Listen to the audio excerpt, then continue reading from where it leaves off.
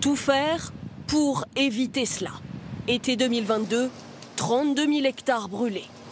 Le mot d'ordre pour cette année, être prêt au plus proche des zones à risque pour intervenir plus vite lors d'incendies naissants. L'essentiel de la flotte aérienne devrait rester à Nîmes, mais pour la première fois, des moyens seraient prépositionnés à Bordeaux. Un avion bombardier de type Dash, plusieurs plus petits, peut-être des Air Tractor, et un hélicoptère lourd.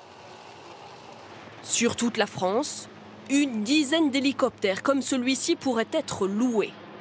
Leur capacité, 4000 litres d'eau en moyenne. Alors qu'à chaque vol, un Canadair peut larguer 6000 litres. Tu fais la lisière jusqu'au croisement. Là, Pour renforcer les pompiers locaux, plus de 3000 sapeurs-pompiers devraient être mobilisés partout en France. Nous ne sommes que le 11 avril, mais dans le sud, la saison des incendies a donc commencé. C'est le cas notamment dans l'Hérault, où des dizaines d'hectares de végétation sont partis en fumée. Les pompiers et les autorités locales s'inquiètent de cette situation après une année 2022 désastreuse. Reportage d'Antoine Casabonne et Jean-Vincent Molinier. Une épaisse couche de fumée. 30 hectares de forêt brûlés. À Saint-Jean-de-Fosse, il y a quelques jours. Le feu était là, derrière la colline, là, dans une combe qui est un peu plus loin. L'Hérault a connu son premier incendie de l'année, à peine sorti de l'hiver. Quand j'ai vu la fumée de mon bureau, j'y croyais pas, à cette période de l'année. Mais voilà, on ne s'imagine pas, début avril, un incendie d'une telle importance. 200 pompiers sur place, confrontés à un vent très fort et une sécheresse historique qui fait craindre un nouvel été marqué par les incendies à répétition.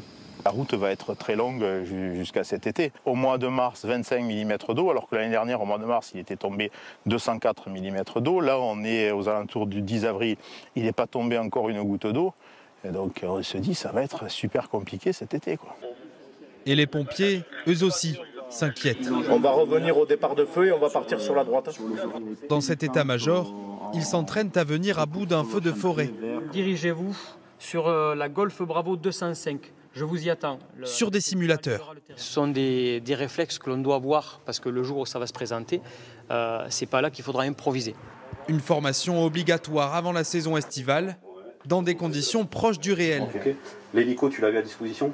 Oui, il est reparti. Ces hauts gradés s'entraînent à adopter la bonne stratégie devant des feux toujours plus imposants. On peut brûler des maisons, on peut perdre des gens. C'est des opérations de grande ampleur qui sont très étendues sur le territoire, qui durent longtemps. Donc la répétition va nous donner de l'assurance pour justement ne pas avoir d'appréhension quand le jour J, il faudra être confronté à un feu de grande ampleur. Une formation et plus de 200 000 € d'investissement dans de nouveaux outils, une manière d'anticiper une saison qui pourrait bien être aussi chaude que l'an dernier.